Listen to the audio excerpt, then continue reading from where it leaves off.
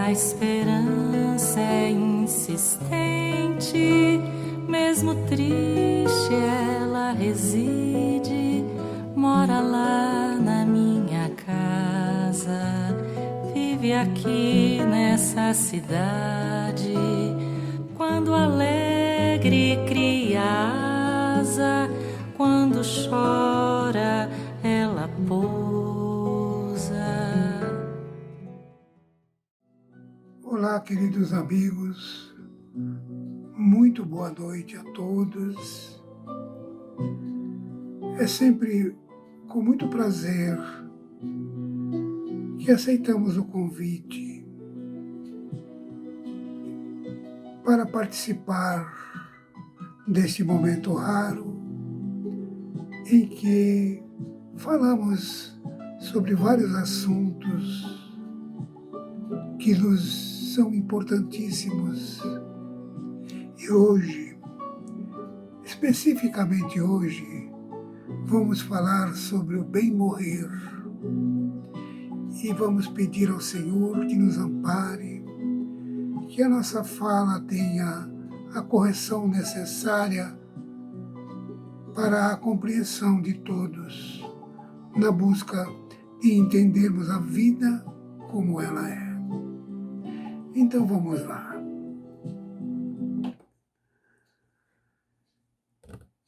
A vida nos fora consentida por Deus. E para o nosso processo evolutivo, estabeleceu que deveríamos encarnar, desencarnar, tornar a vida no corpo físico, voltar à pátria espiritual. E nós deveremos começar a compreender o quanto é importante nos prepararmos para esse momento do nosso retorno à pátria espiritual. O nosso tempo ele é relativamente curto para uma explanação mais profunda, mas o suficiente para fazer alguns comentários.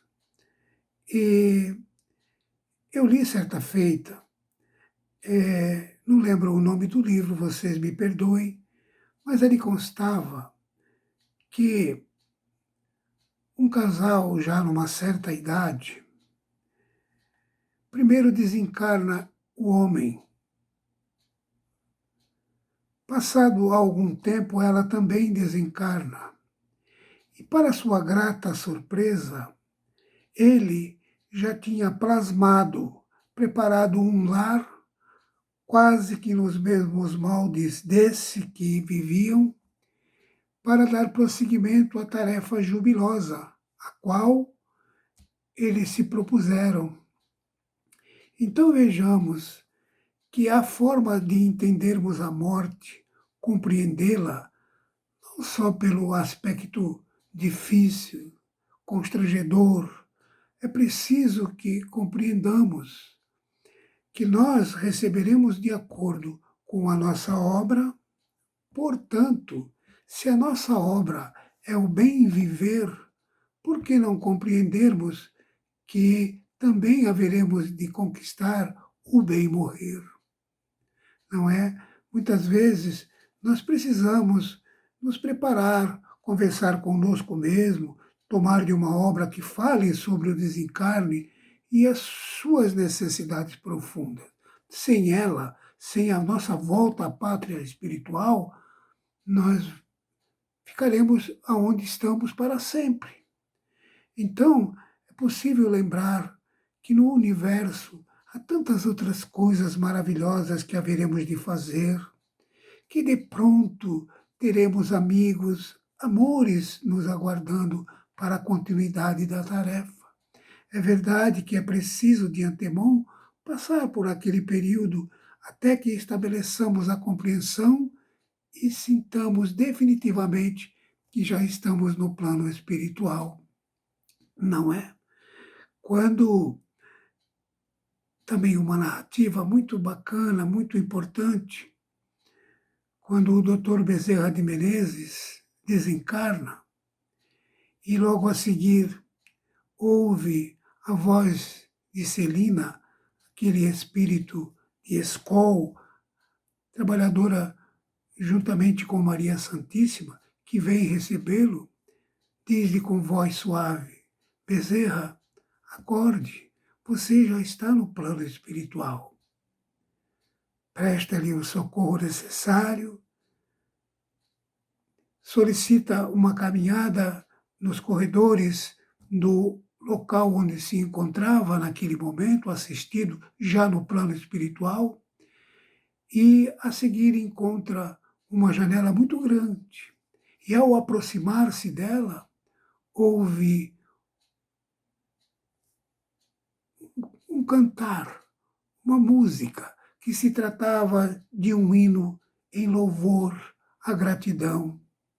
Ele ouviu pacientemente, aguardou o término e perguntou à irmã Celina o que é que está acontecendo. E ela lhe responde: Bezerra, ali estão as criaturas que tu consolastes, que com tuas mãos tu os ajudastes profundamente. Então ele olha para o céu, lembra-se de Jesus e diz-lhe: Mestre, se eu soubesse, teria feito muito mais. Então, nós podemos fazer mais do que estamos fazendo de bom. Os que virão cantar um hino de louvor a cada um de nós, provavelmente serão os nossos amores.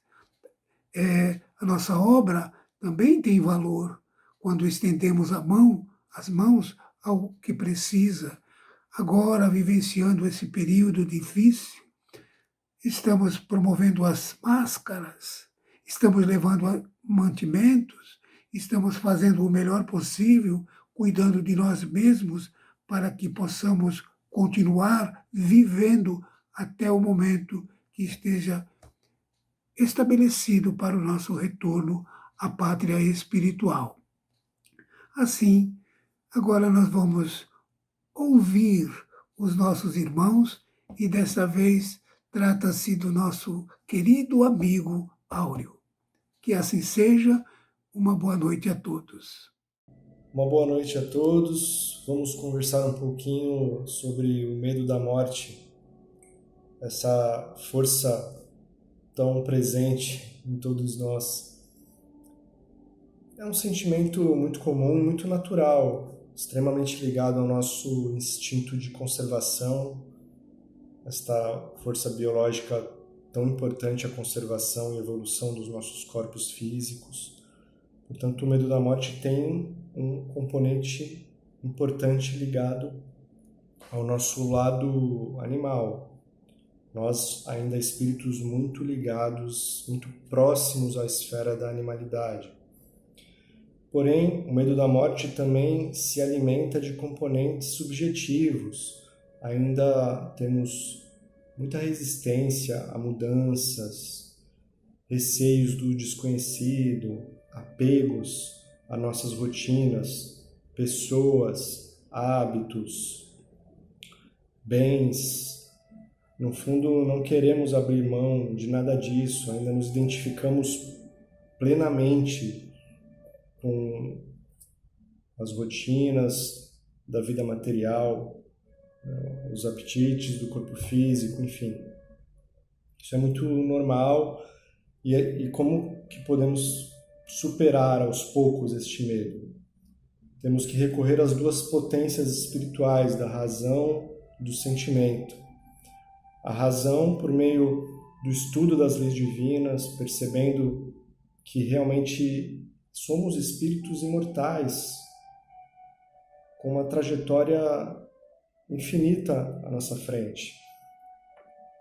Estudando, lendo, conversando, enfim, tendo experiências que solidifiquem cada vez mais essa certeza. E o sentimento que vamos alimentando ao desenvolver uma fé viva, uma fé robusta, uma fé raciocinada, que nos dará a conquista do sentimento de imortalidade, que é quando você realmente já internalizou esta certeza de que o corpo é apenas uma veste. Então a morte deixa de ter este componente mórbido que nós ainda damos aqui, principalmente no Ocidente, no nosso mundo ainda atrasado. Em planetas mais evoluídos, onde os espíritos ainda encarnam em corpos mais densos, chega um ponto em que a ciência já conseguiu a cura de todas as doenças e os corpos físicos passam a ter uma duração indeterminada. Então, os espíritos que lá encarnam, quando percebem que já cumpriram todas as experiências que estavam predeterminadas, planejadas, melhor dizendo, que já viveram tudo o que precisavam para o seu aprendizado daquele momento, eles mesmos, em conjunto com seus mentores, orientadores, familiares, eles decidem qual é o melhor momento para retornarem ao mundo espiritual. Então vejam como uma vida em maior harmonia com as leis divinas faz com que o nosso livre-arbítrio também seja potencializado. Aqui é uma realidade ainda muito distante da Terra. E um outro aspecto que podemos lembrar para fazer com que tenhamos um pouco menos de medo no momento da desencarnação é que todos nós somos amparados. A espiritualidade está presente. Há equipes de espíritos especializadas em fazer o desligamento do corpo perispiritual, do corpo físico. Assim como aqui na Terra, a ninguém é negado atendimento em hospitais, por exemplo, muito menos por questões morais. Isso no mundo espiritual se amplia ainda mais. O que pode acontecer é que, se você estiver com uma média de vibrações, uma sintonia ainda muito densa, você pode nem perceber este amparo e já ser atraído para zonas umbralinas, onde se reúnem espíritos que estão vibrando naquela mesma frequência. Então, se queremos ter uma passagem mais tranquila, precisamos, desde já, procurar ter uma vida mais equilibrada, com maior equilíbrio emocional, procurarmos estudar as questões espirituais, porque estes conhecimentos nos ajudam muito na adaptação à vida espiritual. Dessa forma, cuidando para não termos vícios, procurando não fazer inimigos que podem gerar dramas e obsessões que nos perturbem realmente muito mais depois da desencarnação. Tendo esses cuidados, o que realmente não é fácil, podemos construir, tudo é uma questão de esforço, de mérito, de conquista, de uma desencarnação mais tranquila. Como dica de leitura sobre esse tema, temos o livro Testemunho de Luz, de Ellen Greaves, da editora Pensamento. No site Estante Virtual é possível encontrar, onde esta freira que viveu na África do Sul, após desencarnar, passa a enviar mensagens para uma colega relatando as experiências que estava vivendo. Ela que já sempre gostava de ser útil, de estudar, de, enfim, viver experiências diferentes, vê no mundo espiritual que essas possibilidades se ampliaram de uma forma incrível, e ela relata no livro suas experiências fantásticas, uma leitura bem bacana.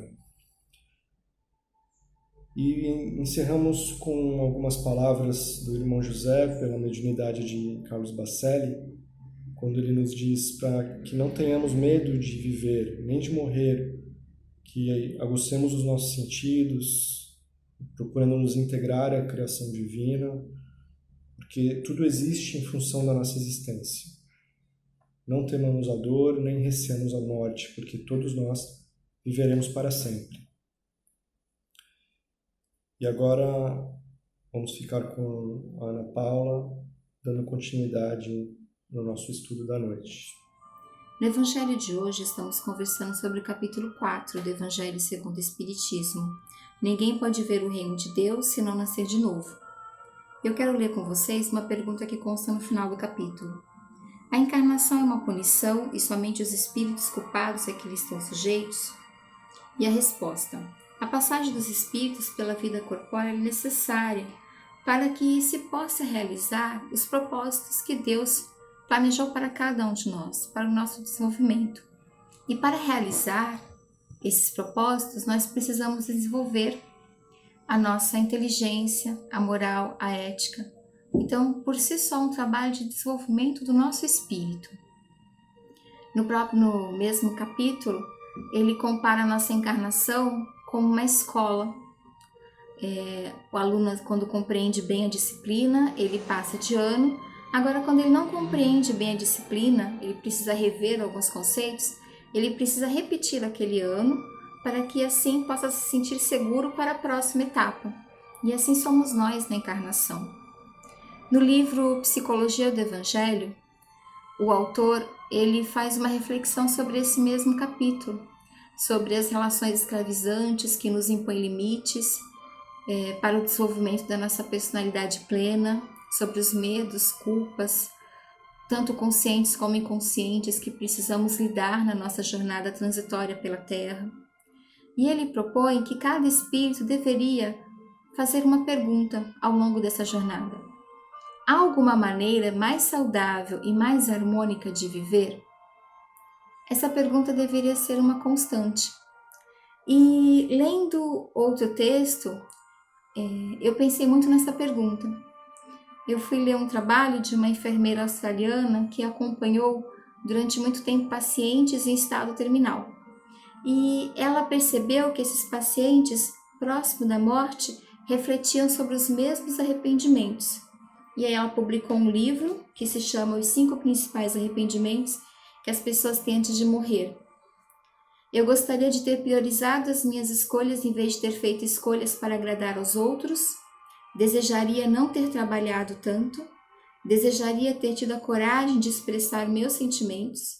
Desejaria ter ficado em contato com meus amigos. E desejaria ter me permitido ser mais feliz. E são reflexões que, graças ao momento da morte, essas pessoas podem fazer. Nós precisamos chegar no momento da morte para nos fazer a questão se há alguma maneira mais saudável e mais harmônica de viver. Podemos olhar para essas reflexões feitas e perguntar: como estamos? Teríamos hoje esses mesmos arrependimentos? Há um outro livro, escrito por uma médica brasileira que também acompanha pacientes terminais. O título do livro é A Morte é um Dia que Vale a Pena Viver.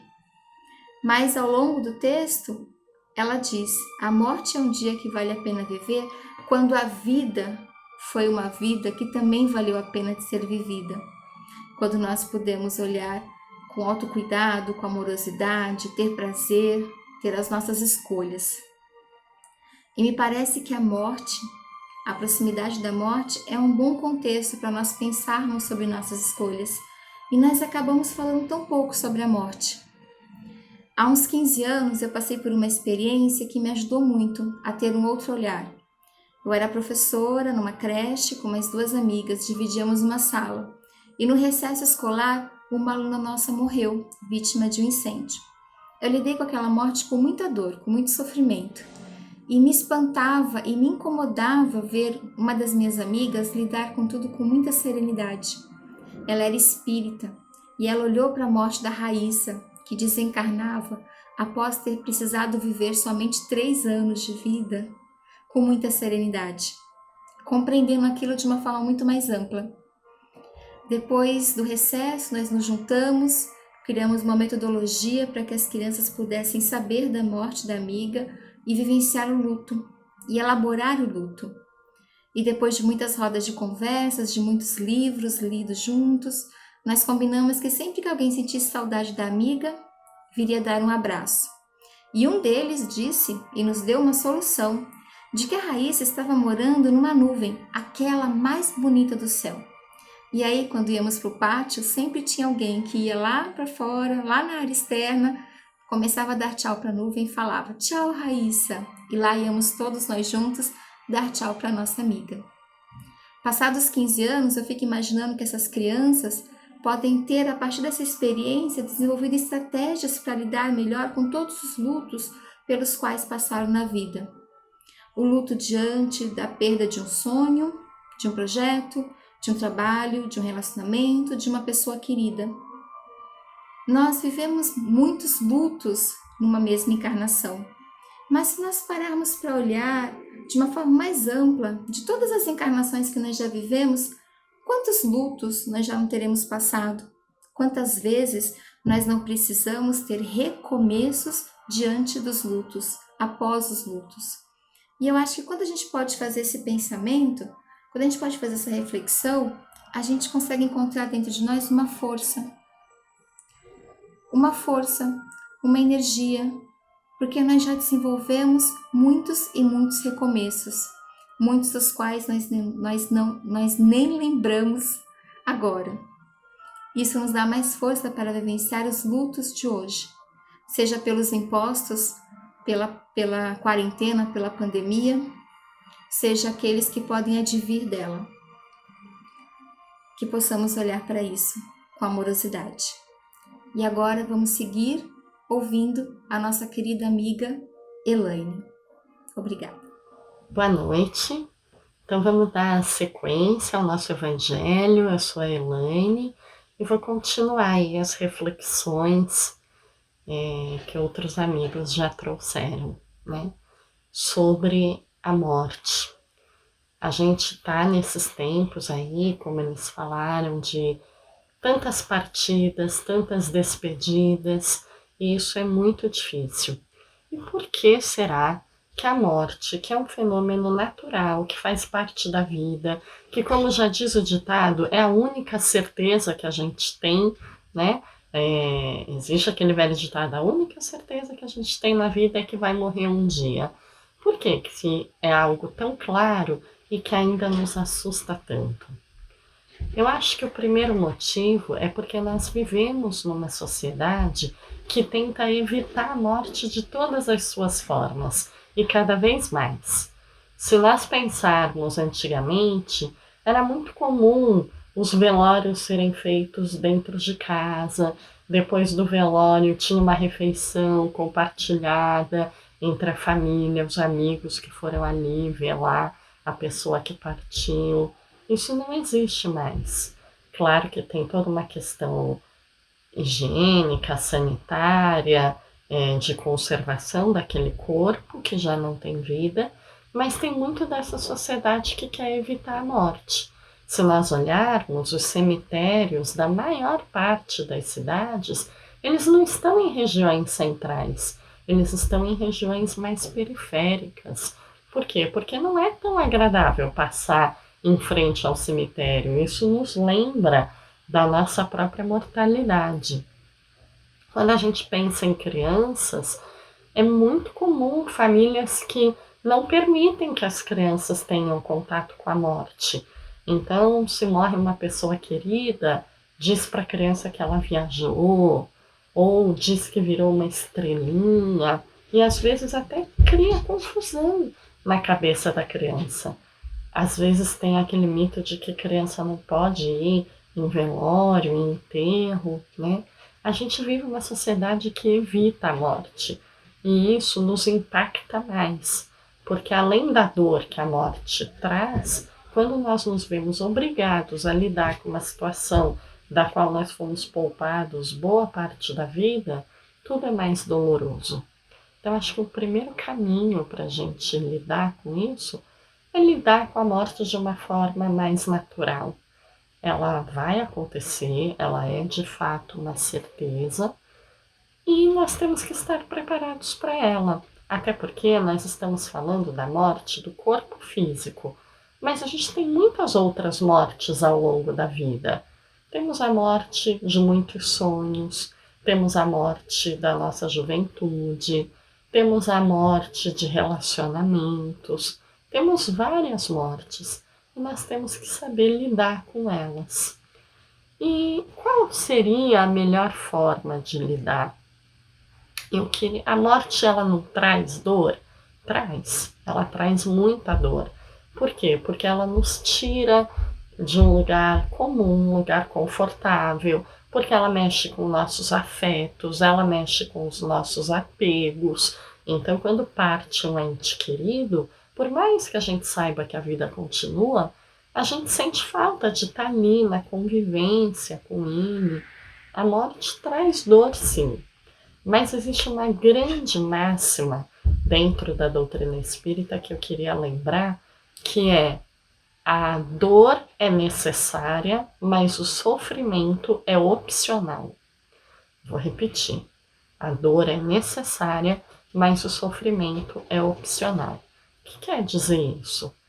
Ninguém encarna para viver um mundo de felicidade plena. Aliás, a gente sabe que a felicidade não é desse mundo, né?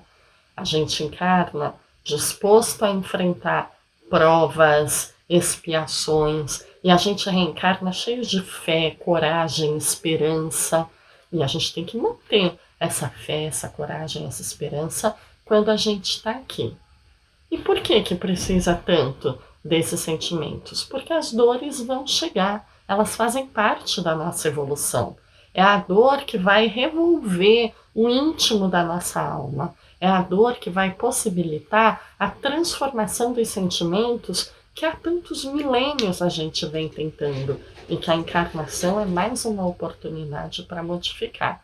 Então a dor vai chegar. O modo como eu vou lidar com essa dor é uma escolha minha. Eu posso vivenciar aquela dor, me permitir chorar, entristecer, mas não perder a fé, a esperança e a coragem. Então tá difícil, mas vai melhorar. Tá difícil, mas eu vou atravessar.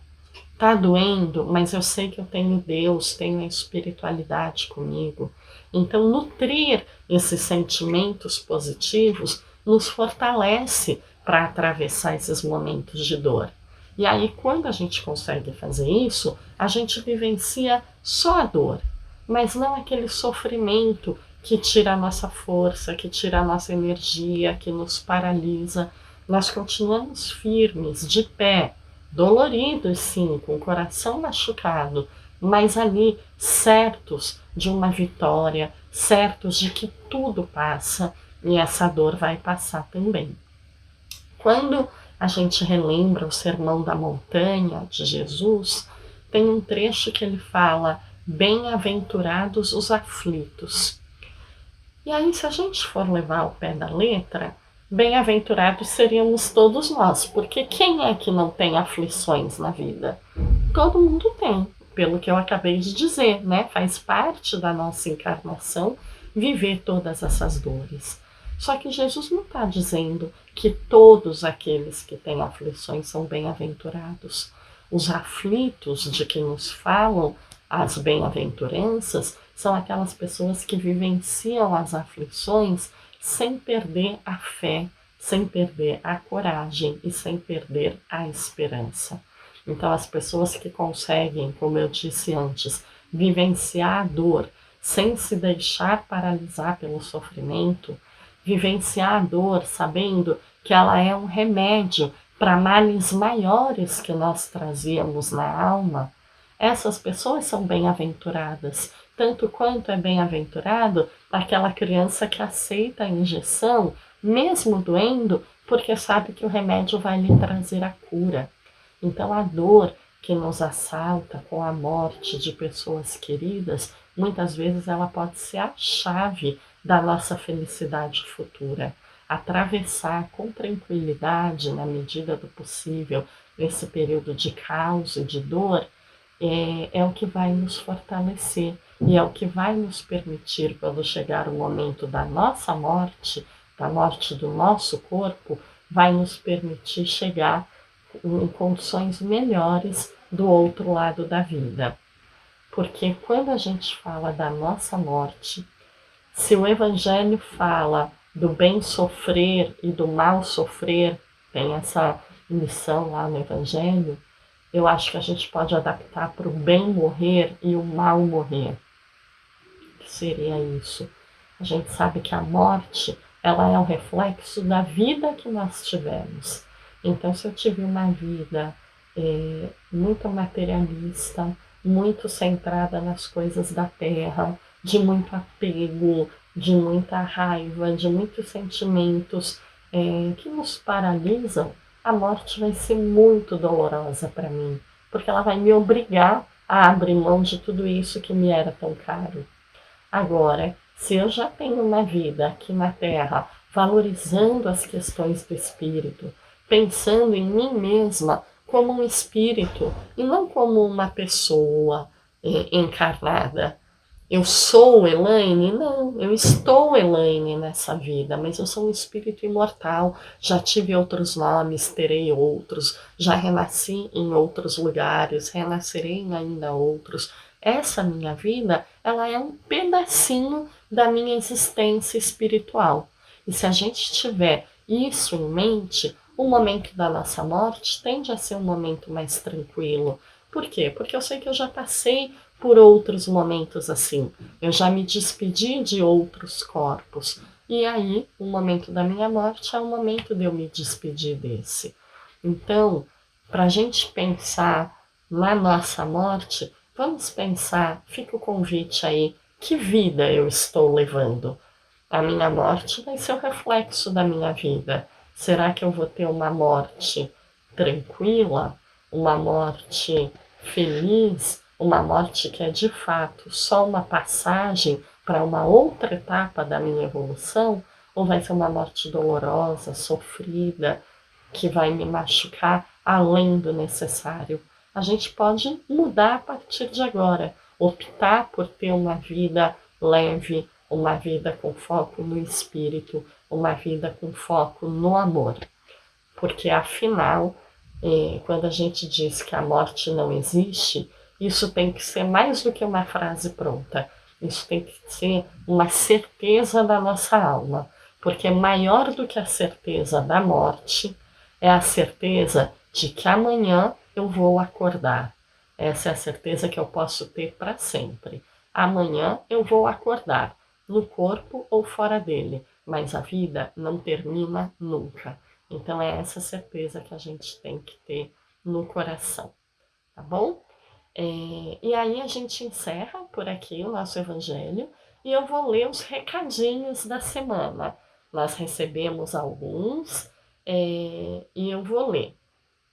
Então, são 3 recados que eu vou ler. Primeiro, olá família Esperançar, que esses dias difíceis venham nos trazer a oportunidade de sermos verdadeiramente melhores, que a nossa fé seja absoluta e que possamos olhar com olhos de enxergar todos à nossa volta. Tudo passa e que a certeza do reencontro nos traga a esperança de um mundo melhor, um mundo mais justo, onde o amor, a fraternidade e a paz reinem. Façamos a nossa parte. Um grande abraço a todos e até breve. Celso Silva. Obrigada, Celso. E aí vamos ler o segundo recadinho. Queridos amigos, hoje eu li um poema intitulado Jesus Comigo, de Tiago de Mello. E um dos versos dizia: para onde Jesus irá me levar? Fiquei pensando o quanto estou dando as mãos para Jesus e permitindo que ele me guie de verdade. Nesses tempos de incertezas e inseguranças, temos que confiar mais em Jesus, ter mais coragem para enfrentar os desafios, reconhecer as nossas imperfeições e aprender a conviver com aqueles que estão mais próximos. Tudo isso são ensinamentos desse tempo. Não sabemos quanto tempo esse período de isolamento ainda irá perdurar, mas uma coisa é certa, sairemos renovados em nossa essência. Alguma coisinha lá dentro está mudando. Por isso, Aproveitemos esse tempo para o encontro fundamental em nossa vida, que é o encontro com a gente mesmo. Sejamos corajosos e confiemos, segurando nas mãos de Jesus e confiando que tudo dará certo. Saudades de todos e um forte abraço, Mariângela. E aí, o terceiro recadinho. Queridos amigos do nosso Esperançar, é saudade que chama o desejo de novamente abraçar cada um de vocês, de nos reunirmos nas pequenas salas da nossa casa para os estudos da doutrina, tal qual acontecia entre o Mestre Jesus, seus amigos e seguidores. É saudade que chama quando nos emocionamos ao participarmos do Evangelho, ainda que distantes fisicamente. Pode ser saudade, mas ela é amenizada pela esperança. Esperança de que esses tempos de isolamento findarão e na hora do nosso reencontro surgiremos melhorados na nossa fé, mais sensíveis às dores dos nossos irmãos, mais gratos aos profissionais que enfrentam a batalha diária nos hospitais, mais dispostos ao trabalho edificante em benefício daqueles que necessitarem. Cuidem-se, pois os portões do Esperançar nunca estiveram fechados e já estão prontos para o nosso reencontro. Com carinho, Ana Cláudia. Então, obrigada aos amigos que mandaram os recados e um grande beijo a todos vocês. Semana que vem a gente está de volta para mais um Evangelho.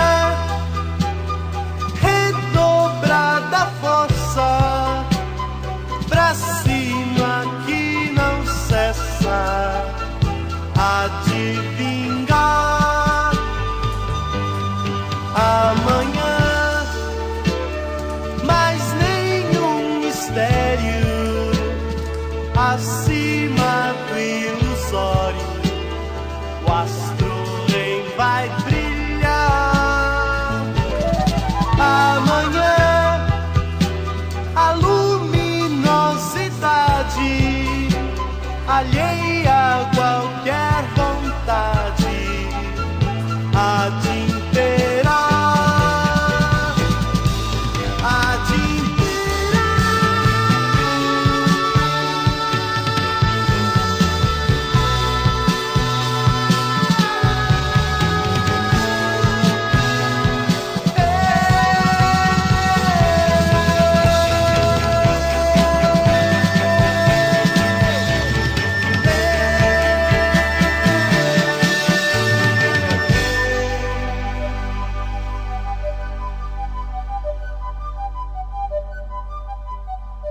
amanhã está toda esperança, por menor que pareça, existe é pra vicejar.